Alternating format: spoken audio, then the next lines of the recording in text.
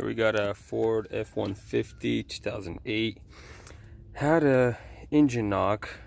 When the engine was cold, it didn't make any much noise, but once it warmed up, it started making like a ticking, and it increased with RPM. So I decided to take off my timing chain cover and see what's going on.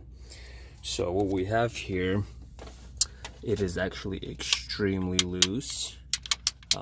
The tensioner is probably bad. It's not really holding it, and this side of the tensioner, the bolt actually just snapped inside.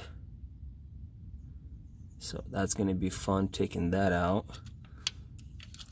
Doesn't look like it's holding in any kind of way, so it's loose.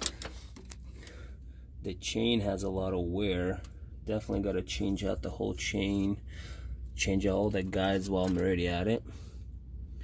The tensioner, this one seems fine. It is still pushing on it pretty good. And that one,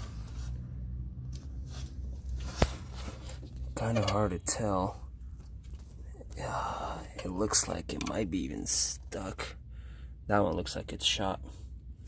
It is not moving at all. As you can see, this one should be much tighter and pushing back like that one was. As you can see how this one moves nice and freely. Always extends, and this one's just collapsed. So they do fail, they go bad.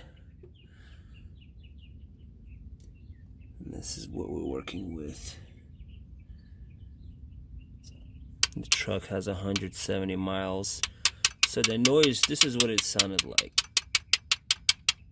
And then when the engine gets faster, it'll just rattle. There's that. It's a 4.6 V8.